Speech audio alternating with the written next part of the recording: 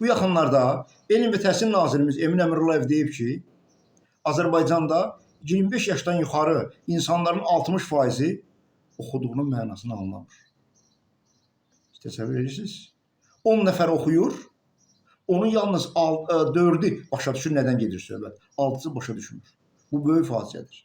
Mən daha dəhşətli bir fakt deyərdim ki, bu 60%-in içində elm sahəsi, humanitar sahəsinin alimləri də var. Onlar da oxuduğunun mənası başa düşmür. Təsəvvür edirsiniz siz? İnsanlar oxuduğunun mənasını anlamır, ancaq alim adlanır, alim sayılır. Mən deməli 2008-də kitab yazmışam. Batini Quran kitabı və paylamışam. Orada qədim dünyanın bütün sirlərini açmışam.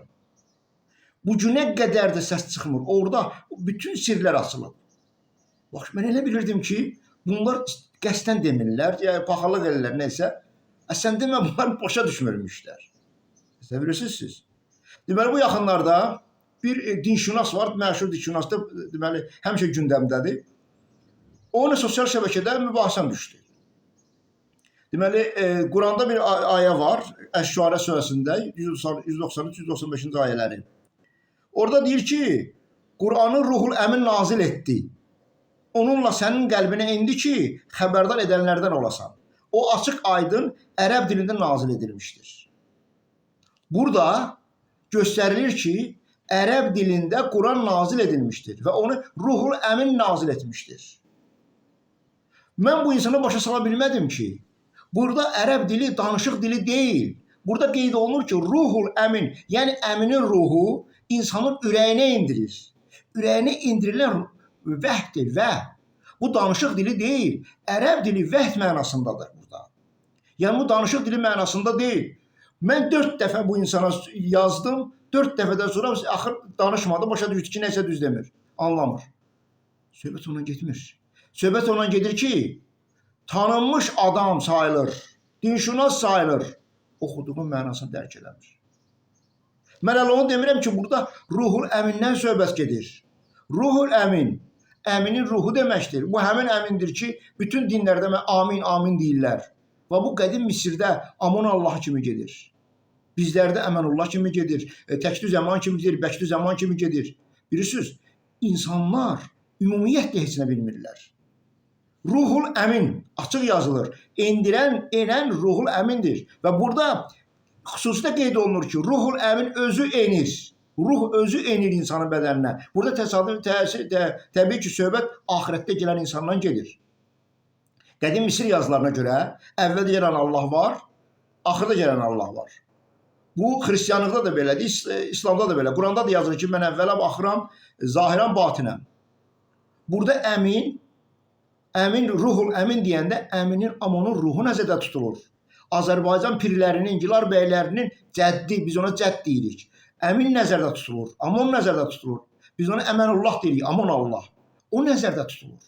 O insanın ürəyinə enir, o insanın bədəninə enir və informasiya verir. Bu da axirətdə gələndir. Axirətdə, deməli, qədim Misir yazarında Amonun oğlu gedir. Axirətdə Amonun oğlu gəlir. Və qədim Misir yazarında açıq qeyd olunur ki, bu gələn yeganə insan olacaq ki, bütün qədim sirləri biləcək. Ondan başqa bu dünyada heç kim bütün sirləri bilməyəcək. O da ona görə ki, o yaradılışda iştirak edib. Hər şeyi gözü ilə görür. İslamda bu gedir İbrahim Peyğəmbərlə İsmail. İsmail Kəbəni tikir. İbrahim Kəbəni tikir, İsmail də onun yanında olur. Hər şeyi görür. Və onu gördüyünə görə də bütün sirləri bilir. Təsəvvürsüz, burada söhbəti Ruhul Əmindən gedir və həmin əmin axirətdə gələcək öz oğlu sayılır, onu oğlu kimi rəmzləşdirib, öz oğlunun ürəyinə enir ki, o bütün sirləri bilsin və açsın. Burada söhbət ondan gedir. Mən hələ bunu demirəm. Mən sadəcə ərəb dili ilə söhbət elədim ki, o insandan. Ərəb dili burada vəhd dilidir, danışıq dili deyil. Bugünkü ərəb dilinin, danışıq dilinin Qurandakı ərəb dilinə dəxli yoxdur. Quranda başdan ayağa hər söz rəmzdir. Və bu rəmzin açması var. Və bu rəmzin açması olmasa, onun əsl mənasını, yəni batini mənasını dərk etmək mümkün deyil. Və təsəvvür edin, bugünkü elmimiz, humanitar sahələr oxuduğunun mənasını dərk edə bilməyən insanların əlindədir. Bunlar alimdirlər, yazıların mənasını dərk eləmirlər və bunlar alimdirlər. Və bunlar da yeganə bunlar deməli əllərində əsas var ki, tutalım bunların deməli məqalələri beynəlxalq deməli elmi məlumatlar bazası var. Scopus və deməli Web of Science bu jurnallarda çıxıb. Bu bunlar üçün böyük bir təmtərəsadır. Bu bunların alimliyini sübut eləyir. Sual verən yoxdur. Bu jurnallar var, elmi deməli bu elmi banklar var. Məlumat banklarıdır, onların jurnalları var. Deməli bu elmi bankların alimlərin səviyyəsi nədir? Onlar nə başa düşürlər? Onlar bir dənə elmi qədim yazılara elmi izah verə biliblərmi? Bu günə qədər bütün fəlsəfi suallar açıq qalır. Heç kim başa düşmür Əflatunda nədən danışır? Mühyiddin Ərəbi fəlsəfəsi nədən ibarətdir? Bunlar bir dənə tarixi mənbə izah verə bilmirlər. Bunlar bir dənə dində söhbətin nədən getdiyini anlamırlar. Allah dedikdə bütün qədim yazılarda el ilah, ilahdan yaradılmış el nəzərdə tutulur. Bizim cəddimiz ilk dəfə ilahın sirləri dərk eləyib, yəni ilkin materiyanın, efirin sirlərini dərk eləyib, ondan göydə el yaradıb. El ilah, yəni Allah yaradıb. Bunu Azəri pirlərin cədd eləyib. Bizim babalarımız eləyib. Gülar bəylərin cədd eləyib. Biz bu gün də Allaha cədd deyirik. Çətinə düşəndə Azəri Seyid bəyləri, ya cəddim kömək ol. Keçən əsrə qədər də bu kömək olurdu. Təbii ki, Azər ölənə qədər, Asiris Allaha ölənə qədər kömək olurdu. Deməli, yaradılış üç hissədən ibarətdir. Allah, onun göydəki beyti, Beytullah, yəni cənnət və bu beytə qulluq eləyən əhl-i beyt. Yəni Azəri pirləri, seyidləri, bəyləri. Bütün yaradılış bunlardan ibarətdir. Bunlara qədim mənbələrdə göy insanları deyirlər, göy türkləri deyirlər. Bütün qədim yazıların batini mənaları bilavasitə bu insanların tarixinə, fəlsəfəsinə, dininə aiddir. Adi insanların qədim yazıları heç bir aidiyyəti yoxdur. Bunu bütün sufilər deyirlər. Bunu mən deməmişəm. Bu mənbələrdə var. Mən kitab mənbələrimdə bunlara aid göstərmişəm. Bunları açıq yazmışam. Bütün qədim yazılar yalnız göy insanlarına aiddir. Çünki adi insanlarında bu göy insanları yaradıb. Azəri pirləri yaradıb. Mənim bu haqda mənbələrdə məqalələrim var. Kitablarımda xeyli qeyd eləmişəm. İki cür insan yaradıb. Göy insanı, yer insanı. Azər nəsli, adi insan. Allah Azər nəslini özü yaradıb. Ona görə onlar ölümsüz insan sayılır. Allah adi insanları ölümsüz eləməmək üçün öz deməli bu pirlərə tapşırır ki, mən yaratsam ölümsüz olacaq. Siz yaradın ki, adi o insan olsunlar, ölümlü olsunlar. Və adi insanları da bu pirlər, seyidlər yaradıb. Azərilər yaradıb. Bizim əcdadlarımız yaradıb. Düşünürsünüz? Deməli, bəşəriyyətin bütün yazıları, fəlsəfəsi, hər nə yazılıbsa, hamısı ikili mənada yazılıb. Bütün hamısının batini mənaları bilavasitə Azəri pirlərinə aiddir. Onların tarixi, fəlsəfəsi, dininə aiddir. Bunlar da əhl-i beytdir. Bunlar da bilavasitə Azərbaycanda yaşayırlar. O yerdə Babil qülləsi tikilib, onun üstündə deməli, Alban şahlıq yaradılıb. Alban Benu eli deməkdir, Ba eli deməkdir, ruhlar dünyası deməkdir.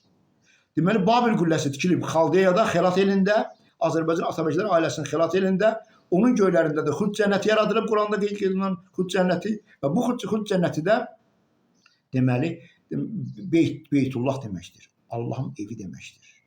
Və Azərilər, pirlər bilavasitə bunun üçün xüsusi yaradılıb ki, həm bu cənnət ruhlar dünyasının uzun ömür yaşaması üçün bunlar qulluq etsinlər, yəni vaxtında qurban kəssinlər, müxtəlif rituallar həyata keçirsinlər və bunlar ölümsüzlər nəslidir. Bunlar Azəri pirləri, seyidləridir və bunlar ölmürlər. Bu Azəri pirləri yığılıb, göydə deməli, sağ qalıblar, bu gün də yaşayırlar. Bütün qədim yazılarda deməli, göy insanları, deməli, göy türkləri və s. hamısı bunlardır. Yunan şahlığı müxtəlif adlarla gedir bunlar, mən onları xırdalamaq istəmirəm. Hamısı bunlardır və bunlar göydə yaşayırlar, axirəti gözləyirlər. Axirətdə bunlar yerə inəcəklər, axirət məhkəməsi quracaqlar. Bu faktdır. Yazılı bunun qarşısını durmaq mümkündür. O hamısı təsdiq olunub. Müxtəlif kitablarda yazılıb, bu bütün dinlərdə var demək olar ki. Bunlar Azəri pirləridir. Siz fikir verirsiniz, Azər eli sözü ilə Əzrail sözü eyni yazılır. 3 samitlə yazılır. Azər eli Əzrail. Bunlar hamısı Azəri pirlərin cəddi, göydə ölümsüz qazanmış ruhlardır. Bunlara qoqma-qoqlar da deyirlər. Bunlara müxtəlif adlarla da deyirlər. Əsas ideya odur ki, bilavasitə bunlar axirətə qədər gözləyirlər. Axirətdə yerdə haqq ədalət məhkəməsi quracaqlar. Bunlar bizim Azəri pirlərinin cəddidir. Və bunlar bilavasitə Xaldiya kimi qeyd olunan Xeyrat göylərində yazılıb. Gilar bəylərinin elində yazılıb, yaradılıb. Gilarao mahalı kimi gedirdi qədim yazılarda. Bu yardımlı ərazisidir. Və bu Gilarao mahalının göylərində cənnət yaradılıb, beyt yaradılıb. Mən sizə cəddimiz Bəxtüzəmanın göydəki Beytullahı, el ilahı necə yaratdığını, hansı rituallarla necə istifadə etdiyini qısa izah etmək istəyirəm. Bütün bunlar deməli hissə-hissə də olsa, qədim fəlsəfələrdə, Əflatun fəlsəfəsində, Filon fəlsəfəsində, deməli Ərəbi, Qəzali və sair fəlsəfələrində yazılarında var. Mən sizə ümumi qısa izah etmək istəyirəm. Bu yaradılış necə olub? Bizim cəddimiz, Gilar bəylərinin əcdadı, cəddi, Bəxtüzəman bu dünyanı necə yaradıb? İnsanları, varlıqları necə yaradıb? Və yeri göyü insana necə tabi edib? Əsas budur. Əgər siz yerin göyün insana necə tabi edilin bilirsinizsə, deməli siz kamil insansınız. Kamil insan olmaq istəyirsinizsə, diqqətlə qulaq asın. Mən sizə bunları qısa deməli, mahiyyətini izah verəcəm. Təbii ki, Emin Əmirullayevin dediyi kimi, bu insanlarımızın 60% dərk eləməyəcək. Tembol əsas da deməli, humanitar sahələrin alimlərinin. Ancaq o 4 nəfər ki var, həmin 10 nəfərin içində 4 nəfər anlayan, bunlar riyazi təfəkkürə malik insanlardır. Onlar bunu dərk edəcəklər. Deməli, Ərəbi fəlsəfəsində ilk əvvəl qeyd olunur ki, yaradılışdan qabaq o güzgüyə baxır, Allah güzgüyə baxır. Deməli, Allah nədir? İlah. Əvvəli sonu olmayan, deməli, doğmayan, doğulmayan ilah. Bu ilkin materiyadır. Bu efirdir. Bunun öz qanunları var. Bu efir 4 hissədən ibarətdir əsas. Hərəkət, işıq, səs, bir də magiyanın iki qanunları, qomeopatik və kontagiyoz magiya. Qomeopatik magiyanın, kontagiyoz magiyanın birləşməsi insan təfəkkür yaradır. Yaddaş yaradır, dərk etmə prosesi yaradır. Ona görə ilkin materiya, ilah özü kamil ağıldır. O hər şeyi bilir. Sadəcə o şəxsiyyət deyildi. O qanundur, ilkin materiyanın qanunudur. O qanun hərəkət edir. Öz işini görür, yaradır. Yeri düşəndə, vaxtı düşəndə, şərait yaradan düşəndə yaradır. Deməli, Bəxtüzəman, cəddimiz Bəxtüzəman ilkin materiya deyir ki, mən sənin ruhunam. Hər bir varlığın ruhu var. Səni dərk edən olmayıb indiyə kimi və mən səni dərk eləmişəm. Çünki mən sənin ruhunam və mən ilk dəfə özümü görmək istəyirəm. Mən dağınıq halındayam. Özümü bilmirəm. Hər şey dağınıq halında yaradılmışdır. Hər şey sən dağınıq halında yaradılmışsan. Mən özümü görmək istəyirəm, öz cismin, formamı bilmək istəyirəm. Və bunu deyə o ilkin deməli cəddimiz güzgüyə baxır. Güzgüdə öz görür, bütün öz boyun görür. Və deyir ki, hə, bu ilkin materiya mənəm, Allah mənəm, ilah mənəm. Deməli, bütün yaradılış insan formasını almalıdır ki, bütün bu hamısı bir varlıqda təcəssüm etsin. Deməli, güzgü söhbəti ki var ki, Ərəbdə, bu ilkin materiya güzgüyə baxır, o ilkin materiyanın ruhu mənasında olan əman güzgüyə baxır və ilkin materiyanı insan formasına salır. İlkin materiya bir şey sübut eləmək üçün bənzər obyekt olmalıdır. Sən deməlisən ki, bax, bu quş məsələn belə uçursa, mən də bu quş kimi uçuram və ona görə sən özünü quşa bənzətməlisən. Ya sən özünə qanad qoşmalısan ki, deyəsən ki, görürsən mənim də qanadım var. Deməli, bu quş mənəm. Onu deyəndən sonra ilkin materiya sənə tabi olur və sənin dediyi yerinə yetirir. Və istədiyin həyata keçir. Başa düşürsünüz? Söhbət bundan gedir. Deməli, əman güzgüyə baxır və ilkin materiya sübut edir ki, mən sənin ruhuyam, ilkin materiya mənəm, elə ilah mənəm. Və bundan sonra ilkin materiya insan forması alır. İnsan forması alırsın, başqa bir ritual keçirilir. Deməli, özü gecə durur, qabağında güclü işıq mənbəyi, projektor bədəninə salır, güclü projektor. Və onun kölgəsi göylərə düşür. Və ilkin materiya deyir ki, bax görürsünüz, bu mənəm. Mən necə əlimi hərəkət etdirəndə göydəki deməli, ruhum da hərəkət eləyir.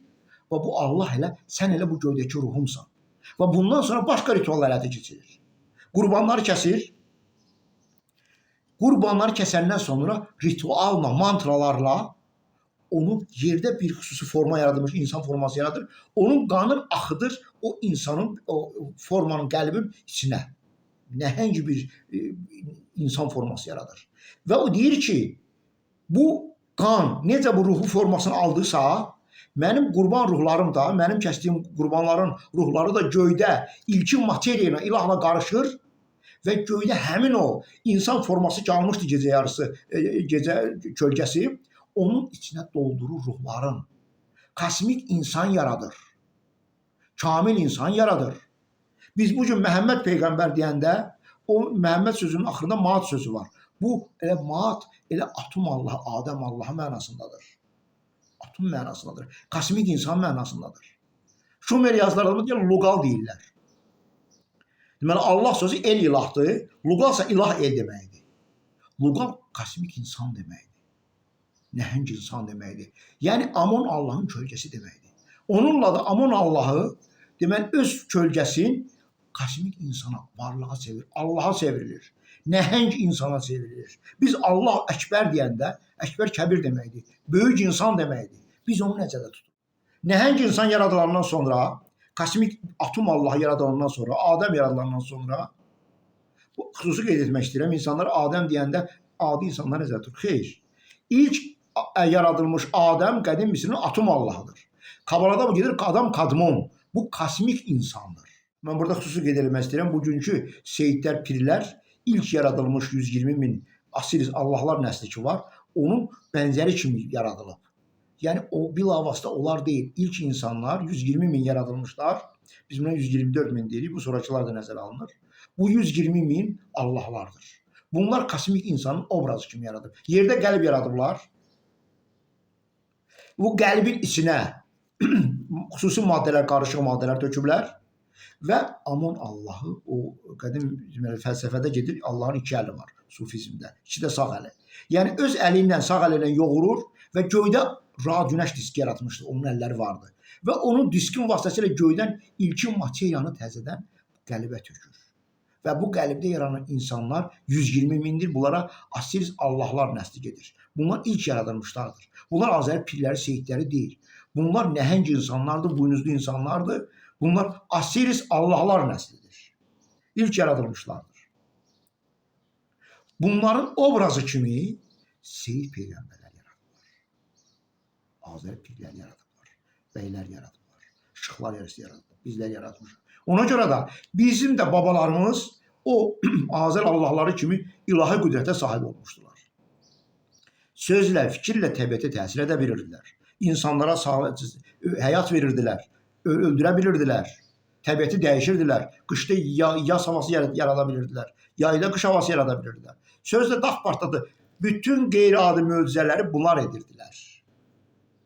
Azəri seyid pirləri. Çünki Qəzalinin dediyi kimi bunlar kamil insanın obrazı və bənzəri kimi yaradılırlar.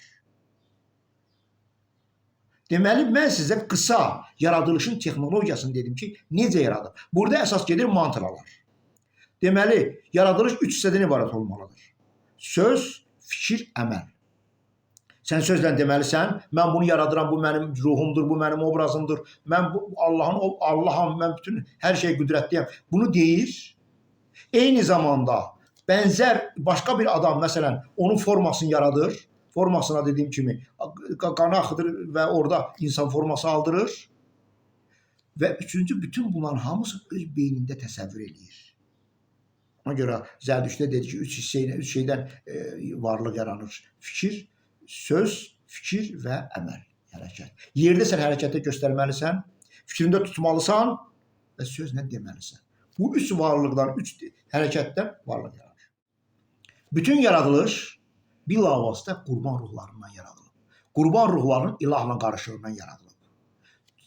Çünki yaradılan yalnız ilahdır. Və ilah da heç vaxt sənə tabi olmaz. O vaxta qədər ki, sən onu öz ruhu, öz əlinin bəhrəsi ilə qarışdırasan. Qurban insan əlinin davamı gedir. Əlinin deməli, yaradılışı gedir, o yaratdığı gedir. Və qurbanı o yaradır. Qurban onun ruhudur. O qurban ruhun, deməli, ruhun ilkin materiyanı qarışdırır. Və bu qarışıqdan bütün varlıqlar yaradır. Adəmi yaradır. Bütün hər nə varsa bəşəriyyətdə yaradır. Yaradılış bununla başlayır. Ona görə Bibliyada qeyd olunur ki, bir qanla insanı da yarattın, dünyanı yarattın və belə də bunlar var. Qısa mən demək istəyirəm ki, insanlarımız bu haqda təsəvvür olsun ki, bütün bu günə qədər nə yaradılıbsa, hamısını Azəri pirlərinin cəddi yaradıb. Əcdadımız yaradıb, Bəştüzəman yaradıb, Gilar bəylərinin cəddi yaradıb. Bütün bunlar, bütün yaradılış bilavasitə Azərilərlə bağlıdır. Təbii ki, mənim bu dediklərimi qeyd etdiyim kimi, təbii ki, humanitar sahənin alimləri dərk eləməyəcək. Bu adınız rus demişsin, adınızın açıq. Bir dəfə bu bir mənalıdır. Çünki bunlar riyazi təfəkkürə malik deyirlər.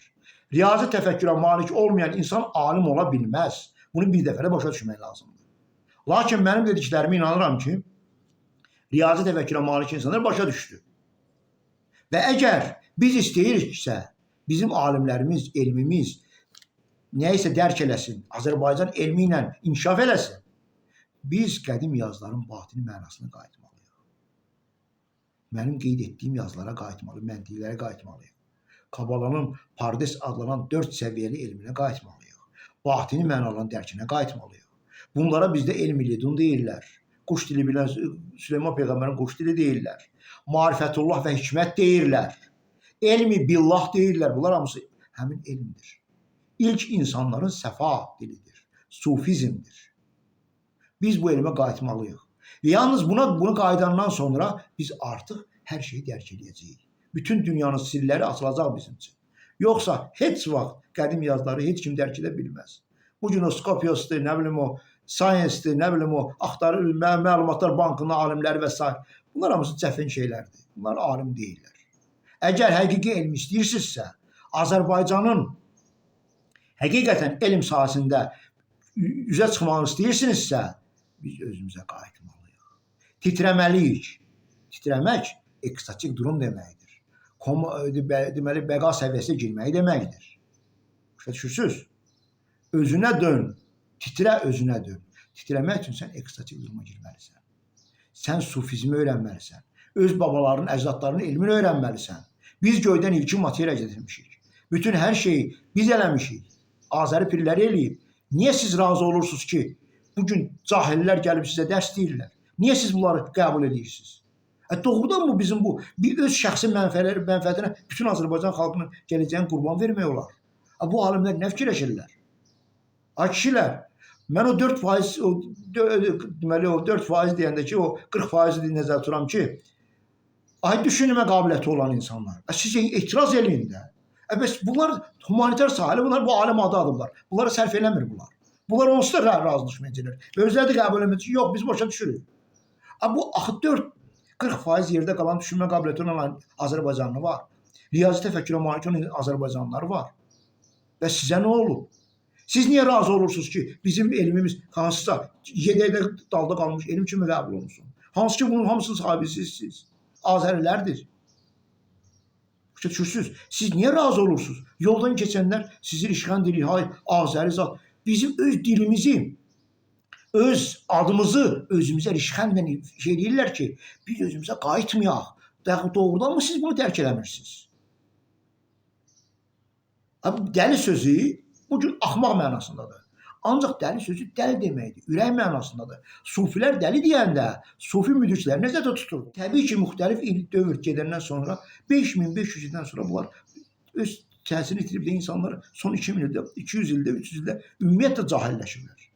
Və bugün biz sufi məntiqində, bugünkü Azərbaycan cahiliyyə dövrü adlanır. Biz hələ də elə başa düşürük ki, ərəblər uşaqlarını öldürürdülər, qızları öldürürdülər, çünki qız bəyənmirdilər. Biz hələ də dərk eləməmişik ki, qız ruh mənasındadır.